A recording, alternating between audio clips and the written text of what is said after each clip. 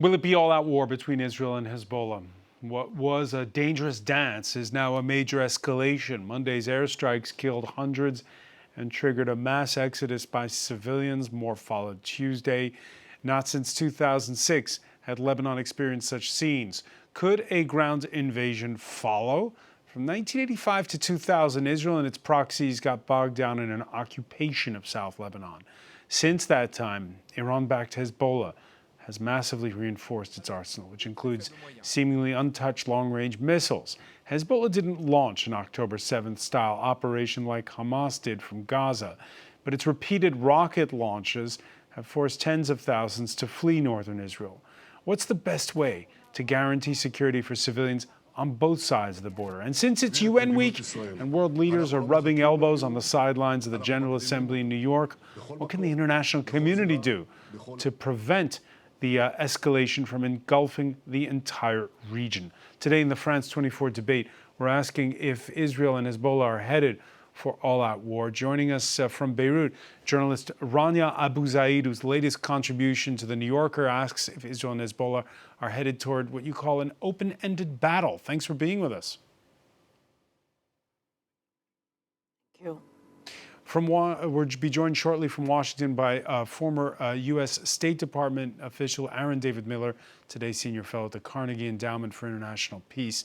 With us here in the studio, Lebanese journalist Dalal Mawad. You're the author of All She Lost, which chronicles the collapse in Lebanon before and after that August 2020 explosion in the port of Beirut. Thanks for joining us. Thank you for having me. And France 24's Shirley Sitbon, who's been with us often in the last year minus 2 weeks. Thank you for being with us. Thank you for having me. Your reactions on the hashtag F24debate. Before we go to our panel, let's cross to Beirut. Nabil Sahilani, a spokesperson for the Lebanese Civil Protection. Thank you for joining us here on France 24. Just a quick update on how this Tuesday has gone. Well, it's as you all heard on the news, the civil protection or civil defense here in Lebanon just achieved this mission today in two places. One in the south of Beirut, where we had 10 injured people and 6 dead from under the rubble. And we also had finished, the search and rescue operation in the Bekaa Valley, where yesterday we had a collapsed building also, where we had 6 injured people and also 6 dead people. And the work is still ongoing in the south of Beirut to see if the search and rescue operations, to see if there anyone is still missing under the rubble. Israel's claiming that it's a senior Hezbollah commander who was among the killed, among those 6. Do you have any confirmation of that? No. This is not our job. For us, all victims are the same for us. We have to do our job to be able to rescue as much as we can and to save them, and also to be able to take out the person that they are stuck under the rubble. In the last 48 hours, there's been a mass exodus from the south. Can you tell us a little bit about how things are organized in terms of do people have places to sleep? Do people have places to go get food? Yeah, we the civil defense, we are part of the national crisis room here in Lebanon that we are meeting every day, and the emergency plan were activated to be able to produce or to be able to get places to these displaced people in public schools or in other places, and to provide them with some things that the essential things that, like mattresses or blankets or some water. And the civil defense with the 5 trucks is working on a daily basis now to provide water also to this premises to be able them to use it. So the crisis room is working on 24-hour basis, and we are trying to do our best here. And one final question for you: how does this compare with 2006? Well, it's a different situation a little bit, but not totally. In 2006, we have also displaced people. They managed to be to be able to get places to stay, but this time it was like a more sudden evacuation. The very high numbers were at once at the same times in just a couple of hours. But I hope that things will get better in these future days. Nabil Sahilani, many thanks for speaking with us here on France 24. Thank you. Rania Abu Zaid, in Beirut this Tuesday, is it the same as it was Monday? No, it's there have been cross-border attacks, but they're of a lower intensity today. There was that Israeli airstrike on the building in Beirut southern suburbs that your correspondent referred to. But to put what happened yesterday in perspective, the death toll in less than 24 hours was almost half of the death toll in the 2006 war. That's just how ferocious the attacks were yesterday. Listening to the civil defense, I was remembering the 2006 war. The main difference for me, I mean, the scenes of the people fleeing was that they felt like deja vu. But the difference was that in 2006 we woke up to the Israelis targeting Beirut airport, rendering it unusable, and they were also hitting all the roads, the bridges. So a lot of people were actually stuck in the south in 2006. This time we've seen them be able to get out of the south and also parts of the Bekaa Valley. So that was the big difference for me. So what does that tell you? That this is not yet all-out war? That's confirmation of it? No, it certainly felt like an all-out war yesterday with the massive numbers of casualties, both dead and wounded, and also the geographical scope of these attacks. It definitely felt like this was not just a marked escalation, but a new phase. And we'll wait and see what happens in the coming hours and days. Rania, just go over the timeline here, because it was a week ago today that we had those exploding pagers for Hezbollah members. The following day it was walkie-talkies, and then it gets ramped up to a whole nother level on Monday. What does that tell you? I mean, the level of panic, the level of fear here in terms of what comes next is it's tangible. People, the exploding communications devices on Tuesday and Thursday, Lebanese considered them acts of terrorism. Not everybody who was carrying those devices was an active militant within Hezbollah. Hezbollah is an organization that also has political and social welfare wings. So there was a medic who was killed. There were women and children who were killed in those blasts as well. And just this idea of thousands of these devices going off simultaneously in places that were not the battlefield. They were going off in grocery stores. They were going off in people's pockets, as they walked on the street. They were going off as people were driving their cars. So that was absolutely terrifying for the Lebanese, and there has been no let-up since then. Dawa Mawad, we've been asking ourselves the question since a week ago, which is, was this all part of some methodic plan, and this is all part of the plan, what we saw today, yesterday, and last Tuesday and Wednesday, or were events kind of precipitated? First of all, let me start by saying that we should stop saying this is an escalation. We are in a situation of war. This is war. It's just not total and complete war at this stage, and we don't know if we're getting there. So what happened the past week is we've seen, the pagers and the talkie-walkie attacks, which have destroyed, tremendously the communication system of Hezbollah and weakened, that communication system. But we've also seen these high-level assassinations. There's probably only one person left in the top-tier commanders of Ar-Radwan, the elite force of Hezbollah. We have not confirmed, Hezbollah has not confirmed the assassination today, which Israel has claimed for the man who's in charge of the missiles, the missile forces. But we are definitely seeing Hezbollah getting a blow after blow. These are very heavy blows.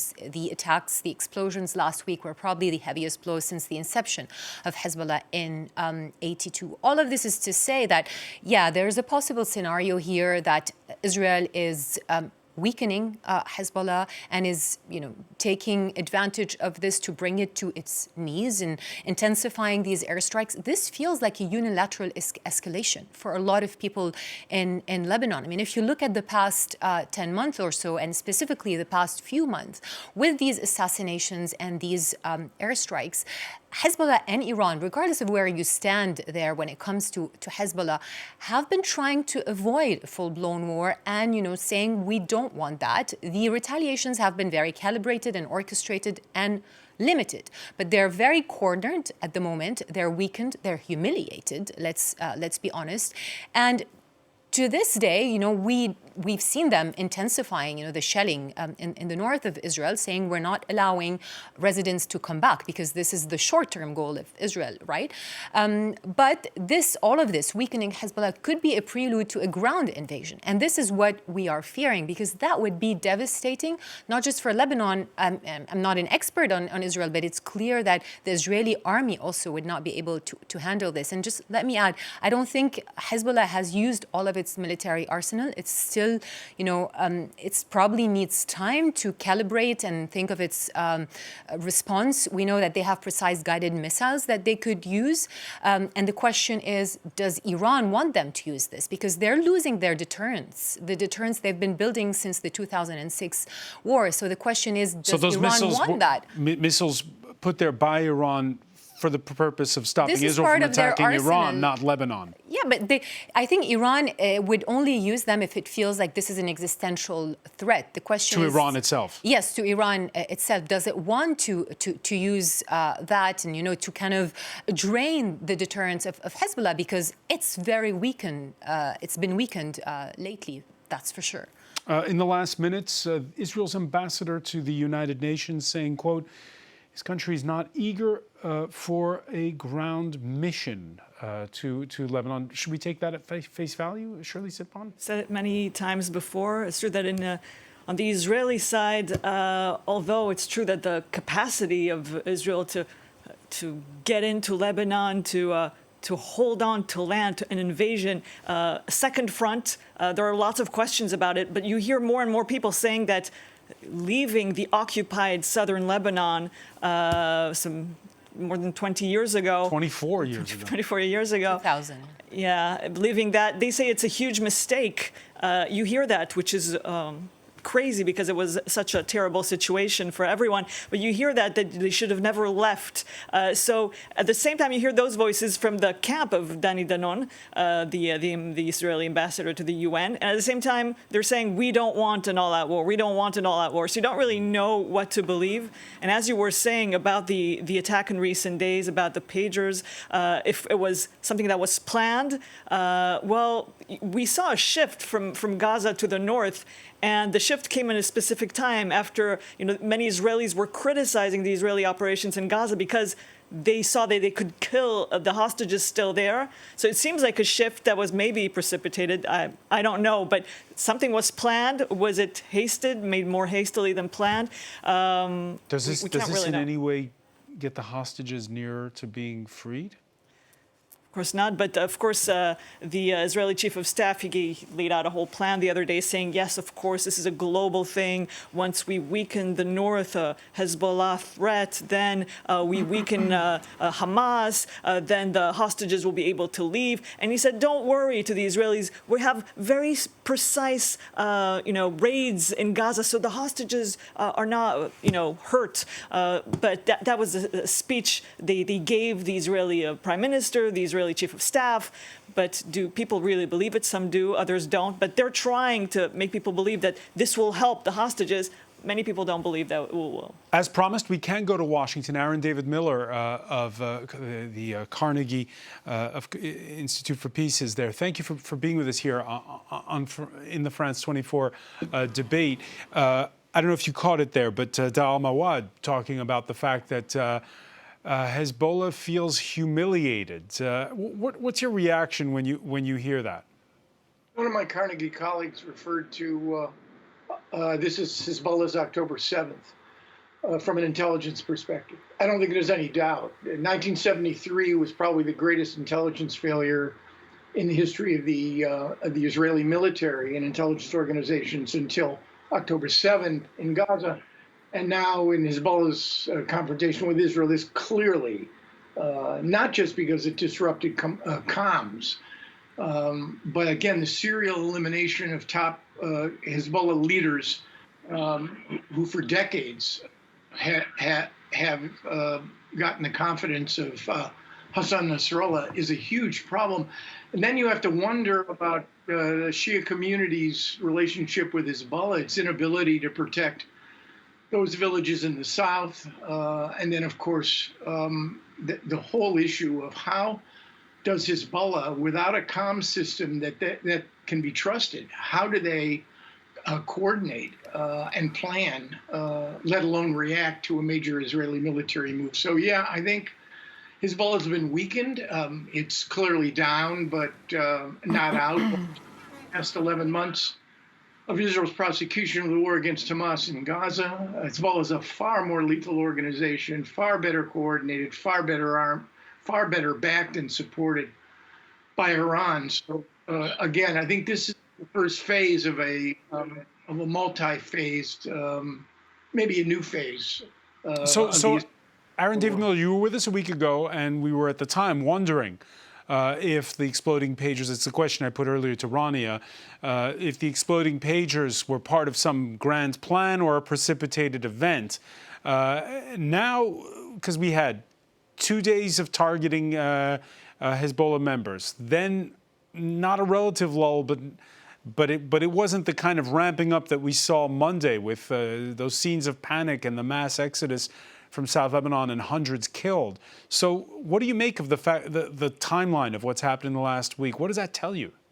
You know, humility, guys, you got us all here. There's so much about the pager walkie-talkie enterprise that we don't know. I mean, I would ascribe, based on fragmentary public reporting, that the Israelis faced a use it or lose it situation. That in essence, they had penetrated comms, not just in Lebanon, but in Syria as well. Whoever carried a pager would be affected. But this was supposed to be designed to be the opening act of a major Israeli military move into southern Lebanon. And I think, again, according to public reporting, that it was on the verge of somehow being compromised. And the Israelis decided to act without the second piece, which is a major ground move into southern Lebanon, which we haven't seen, and I don't think any decisions have been made by the Israelis yet on that issue. All right, Monday evening, Israel's prime minister directly addressing Lebanon's citizens and asking them to move away from strategic points. Let's listen to Benjamin Netanyahu. I have a message for the people of Lebanon. Israel's war is not with you. It's with Hezbollah. For too long, Hezbollah has been using you as human shields. Rania Abu Said, in that piece you wrote for The New Yorker, you mentioned how, on the one hand, you have Benjamin Netanyahu saying our beef is not with the people of Lebanon, but you're also saying that the rhetoric is alarming inside of right-wing political circles in Israel. Yes, and we've been hearing it since the start of this offensive. We have heard, the defense minister say that they're capable of returning Lebanon to the Stone Age. We have heard ministers talking about how Lebanon should no longer exist. We had the former Prime Minister Naftali Bennett yesterday saying, tweeting, Hezbollah equals Lebanon. So, this is the rhetoric that we have been hearing. So that sort of, you have that on one side of the scale, and then you have Benjamin Netanyahu's statement yesterday, which most Lebanese don't believe. Yeah, Israel, which is again saying that for now it's not about to launch a ground offensive, or doesn't want to, at least, Dal al-Mawad. Just before I get to that, I mean, this video by Netanyahu, which, by the way, didn't even have Arabic subtitles, is really a Gaza playbook in repeating itself. The Lebanese don't know where Hezbollah's arms and depots are. They don't know what are danger zones. Hezbollah's DNA is very much the secrecy. They're not going to know, what building is dangerous or not. And this is, I think, another, PR propaganda stunt by Israel towards the West, deceiving them that, it's not launching indiscriminate attacks against civilians. More than 558 people killed in one day. I'm sorry, Francois, but this should be considered a war crime. It's a war crime. If we woke up today in France or in Tel Aviv and the situation was reversed, this would not be acceptable. So sending messages and telling the Lebanese to seek shelter and avoid these so-called Hezbollah buildings is really ludicrous and very ridiculous. Now, to go back to your question on the ground invasion, I think Israel is still avoiding this to this day. Intensifying these airstrikes, as I said earlier, to bring Hezbollah to its knees. But yes, Hezbollah is weakened, but let's remember that Hezbollah took part in the Syrian civil war along with Assad, and it has built its militia capacities and its ability to fight on the ground. And this is where I think they still have somehow an upper edge. If the Israeli military decides to go into Lebanon, it would be disastrous, and I don't think this is in anyone's interest. It would be very devastating for the Israelis as well. And is Netanyahu willing, to take that bet and that risk? I still think we're avoiding this. Are there people in Lebanon who question Hezbollah's decision to start firing rockets on October 8th, and that... Listen, Hezbollah is an internal problem. It's very divisive, and the Lebanese are divided when it comes to Hezbollah and internal issues. There are people today who are saying, you started this support front with Gaza. But in general, people feel like this is an attack on Lebanon, and that Israel is not, it's indiscriminately shelling, that all these people who died are innocent. These people are not Hezbollah, they're not terrorists. And there's somehow what we refer to as the Dahiya doctrine, which means that Israel is going to say this is a Hezbollah target, but maximize the number of civilian casualties in its airstrikes. And this is what we're seeing. This is what we saw in one day. There were UNHCR staff that were killed today, by the way. I mean, women, 94 women, 50 children. How is that linked to Hezbollah? Now, we have to, I think, for the viewers to understand this, perhaps talk about precedents in history. Israel has occupied South Lebanon before in 1985. 3 years into its war there, it set up a buffer zone in the south of the country. To this day, Israelis debate whether then Prime Minister Ehud Barak in 2000 did the right thing, Shirley Sitbon, in withdrawing the troops from that buffer zone in the year 2000. And that's kind of something that obsesses Israelis.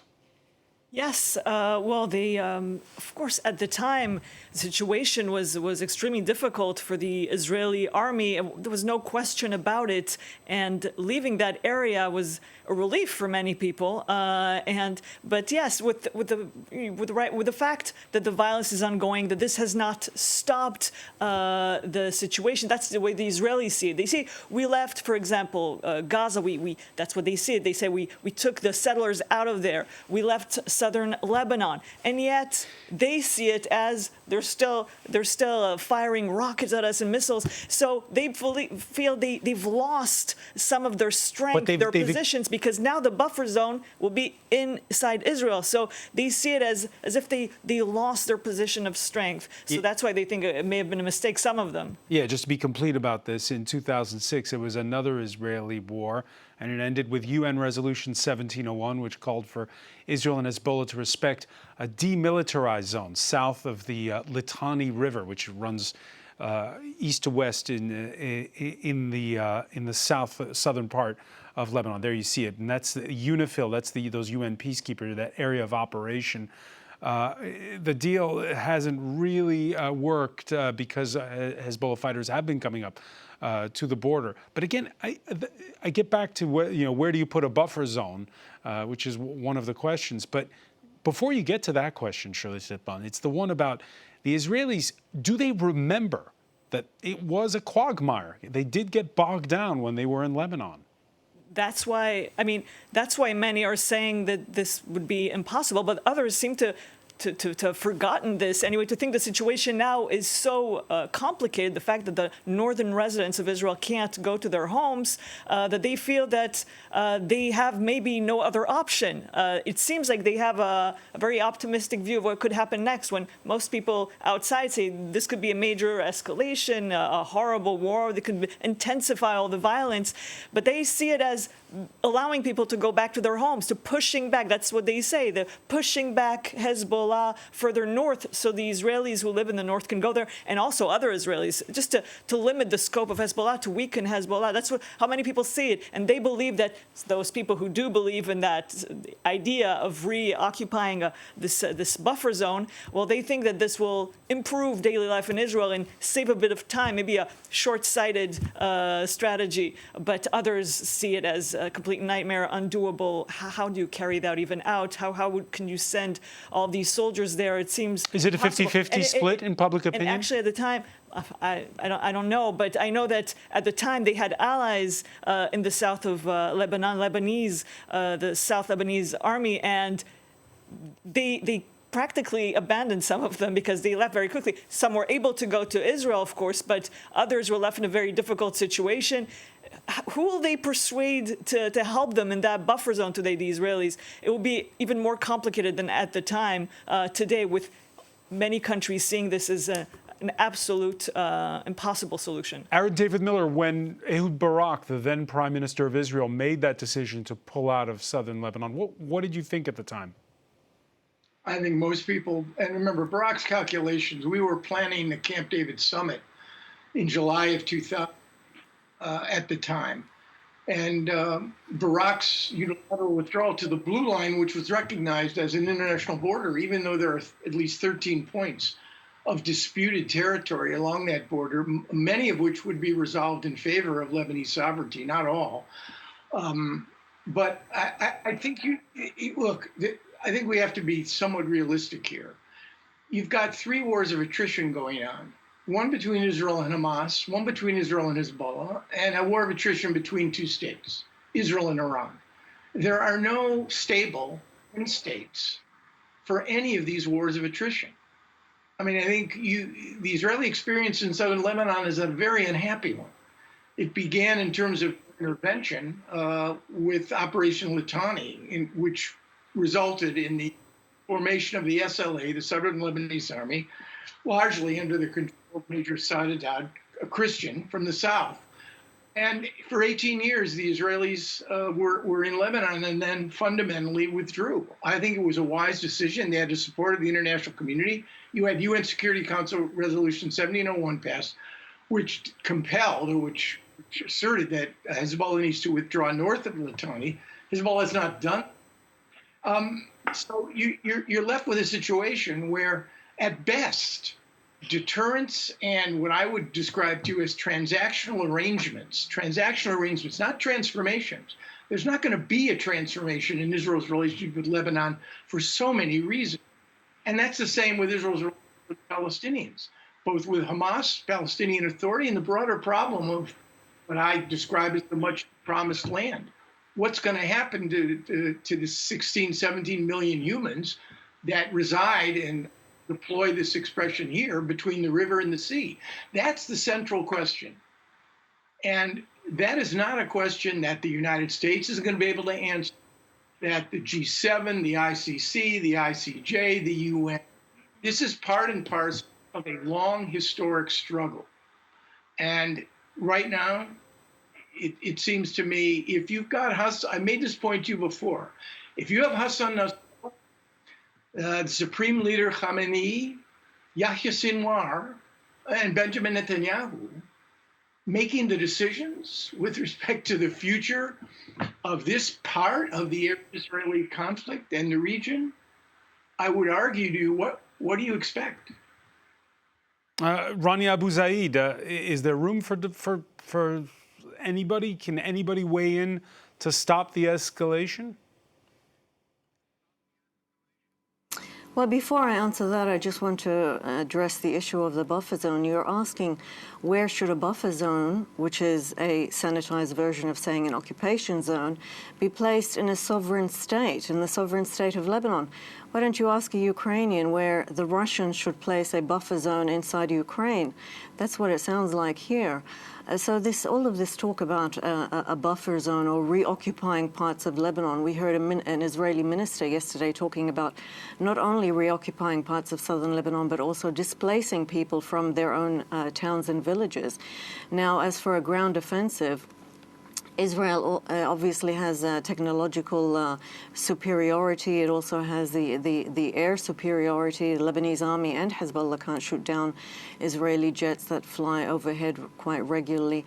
But when it comes to the ground offensive, Sayyid Hassan Nasrallah himself has said that he would welcome Israeli troops crossing that border because it would not so much equalize the battlefield, but actually be an advantage for Hezbollah. Hezbollah has had 18 years to prepare for its next major confrontation with Israel, and it would be operating on its own home turf. So that is also part of the calculation in terms of whether or not Israel undertakes a ground invasion. In addition to the fact that the IDF has had manpower shortages, they tried to conscript the formerly exempt Haridim. So there are all sorts of questions when it comes to a ground invasion. Your question as to who can put the brakes on, that's the question that people are asking here. They see a U.S. that talks about de-escalation in Lebanon and that talks about a ceasefire in Gaza, and yet continues to arm the Israelis and to provide political and military cover. So, it's very easy to start a war, but it's very difficult to contain it. Yeah, Israelis look at Lebanon and think of the year 2000. We were discussing it with Shirley. Many decision makers in Washington look at Lebanon and think of 1983 and the bombing of barracks that killed 241 U.S. Marines and 58 French military personnel. It was a signature act at the time by Hezbollah. Aaron David Miller, people of your generation who worked at the Pentagon, how do they see this? How do you think they're viewing what's happened in the last week? I mean, I can speak from personal experience on this one. I was the State Department's Lebanon analyst in 1980 to 84. This was a very unhappy period for Lebanon, for the U.S., and I remember getting the phone call from the ops center indicating that there had been a terror attack against the battalion landing team barracks south of the airport. If you just look at social media for former intelligence analysts, largely CIA and U.S. military officers, the assassination of Imran Keel is a major game in their view. It is really quite stunning that the U.S., even though the Department of Justice had a bounty on him, that it was the Israelis who managed to avenge the deaths of those Marines, as well as, I might add, the 63 people, including 17 Americans, who were killed in the April '83 bombing of the U.S. Embassy.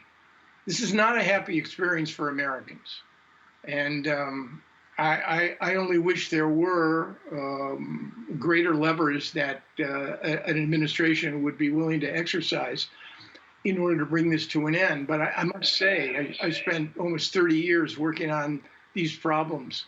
And, more often than not, the Middle East is a place where American ideas on peacemaking and war making go to die. That's a sad commentary on the past. I accept my own personal responsibility for decisions regarding some of those peacemaking efforts. But I think it's a cautionary statement. Middle East is literally littered with the remains of great powers who wrongly believed that they could impose their schemes, their dreams, their aspirations, their peace plans on smaller powers. And in the end, I said this to you before, last time we talked, it is a matter of leadership that is critically important. Whenever anything of positive value happened in this region with respect to war making and peacemaking in particular, it was because there were leaders who were masters of their political houses, not prisoners of their ideology. There's plenty of responsibility and blame to go around, but you don't have those leaders. Where are they? And you also have right now this sort of vacuum in the United States because obviously they're waiting for November 5th. That's when they have a presidential election. What about, sorry, I have to ask because it is France 24. I'll put it to you, Dal Mawad. What about French efforts? We saw that Emmanuel Macron has sent his former foreign minister, Jean-Yves Le Drian, to Beirut this Tuesday. Here you see that he met with, most notably, the Speaker of Parliament, Nabi Berri, the leader of the Amal movement, which is allied with Hezbollah. So many stakeholders and so many mediators have baggage when it comes to this part of the world. I think France feels like it has a moral obligation to be involved because of its past and its relationship with Lebanon. Le Drian was in charge initially of the presidency file, charge of Lebanon electing a president. To our viewers, we should tell them that we haven't had a president in more than 2 years now. But I don't think the French efforts are going to bear any fruit at the moment. He's had all of these meetings, but we don't see anything tangible on the table based on the echoes, that I've been hearing. And I really think the upper hand here is with the U.S. At the moment. Despite this being a time of election and the Biden administration not doing much and not using its leverage, I still believe that the U.S. has the upper hand. The French talk to everyone, which is good. They talk to Hezbollah as well, and I think meeting with Berri is pretty much meeting with Hezbollah. I know Le Drian was supposed to meet with Mohamed Raad, the MP, but I don't think this meeting has happened. I want to say something about Iran, because Iran yesterday and today has made very interesting statements. Yesterday they said that they want to resume nuclear negotiations, a day where we had more than 500 people killed in Lebanon. And today the Iranian president said, we don't want war, we don't want a regional escalation. So it makes you wonder, are you going to send reinforcements and support, Hezbollah's front, or are you telling them to stand down? Are they sending signals that, they're willing to talk about this? And again, I said that. I think throughout they were trying to avoid a regional escalation. One of them is the U.S. elections. I think if we go into a regional conflict, this means the Democrats are not going to win. This will help Trump go back, to the U.S. presidency. And this is something Iran doesn't want to see. So it's very interesting how Iran has been reacting to the events yesterday and today. And just to add, I don't think military interventions ever achieved anything, any political objectives. Look at Iraq, look at Afghanistan, Libya, and Lebanon as well. Rania Abu Zaid, your thoughts on the messaging of Iran's new president who's been speaking on the sidelines of the UN General Assembly in New York?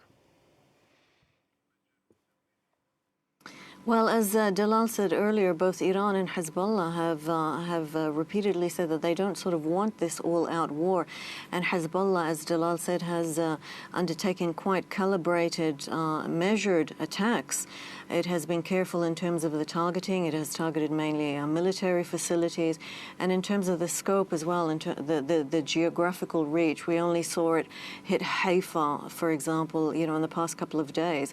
So they're trying to contain this. And certainly there's a lot of conversation here in Beirut about, there is a sense that Israel is actually trying to draw them into this bigger war.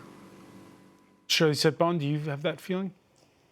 Yes, the question is You have the why? feeling that Israel's trying to draw them into a bigger war. Well, it certainly looks like they've been attacking Hezbollah repeatedly, and they've said so. I mean, Benjamin Netanyahu and Yoav Gallant, they said, we've attacked them. They haven't seen the scope of our attacks, saying that the goal is basically to stop the firing of rockets towards Israel. But still, those attacks, obviously, that humiliation was going to get some kind of response. When we saw these attacks, we knew that there's going to be an escalation. I mean, it was expected, and the Israelis were waiting and saying, okay, they were waiting hour by hours, waiting to see what kind of response Hassan Nasrallah would give, Hezbollah would give on the ground. Now, the question is, are the Israelis doing this because they have some idea about what would happen maybe on October 7th? Or, I mean, they've been preparing for this for so many years. The beeper attack has been ready for many, many years, apparently.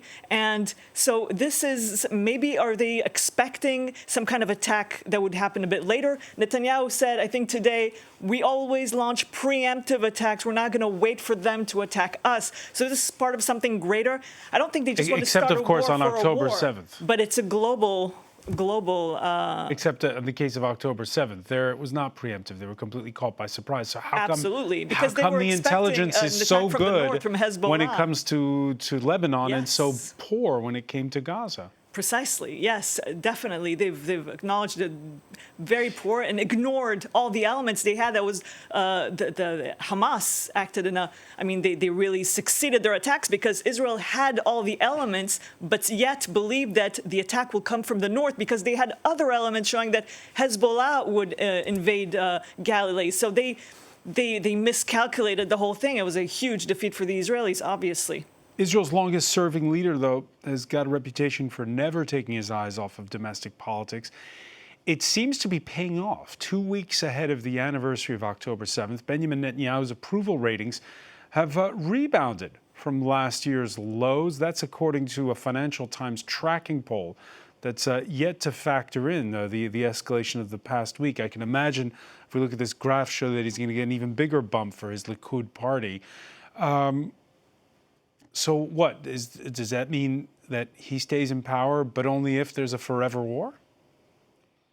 His critics have obviously said that he's only doing this because he wants to remain in power. He wants to keep his allies who want to always go further. Ben Gvir and Smotrich who want to reoccupy the Gaza Strip. So where does this end?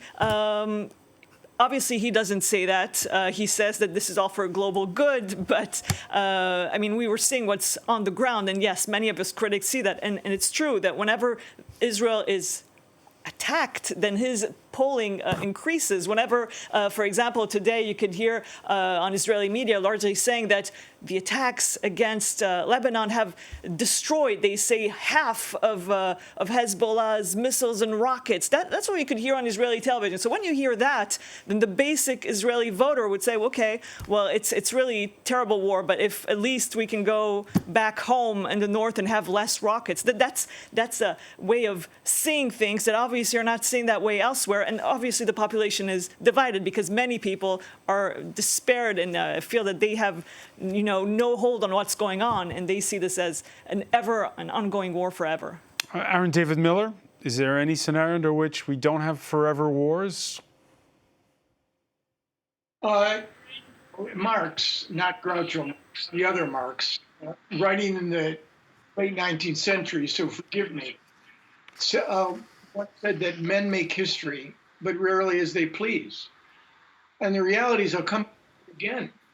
It is no coincidence that whenever there were breakthroughs in the Arab-Israeli arena, whether it was Sadat and Begin, whether it was King Hussein or Rabin, whether it was Rabin and Arafat in his first incarnation in Oslo and beyond, apartheid would not have ended without Nelson Mandela and de Klerk. The reality is you need human agency, and you need leaders who may not be great leaders, but they need to be good. They need to be good at what they do. They need to be good morally and ethically, and they need to care more about their respective peoples, their prosperity and security, than they do about their own political viability. And the fact is, I look around this region. I mean, you have 5 Arab states in varying degrees of dysfunction: Lebanon, Iraq, Syria, Libya, and Yemen. And in the states that are functioning, the United States just resumed $320 million of suspended military assistance to the government of Abdel Fattah al-Sisi as a consequence of Egypt's relationship with the Israelis in Gaza over the Philadelphia corridor.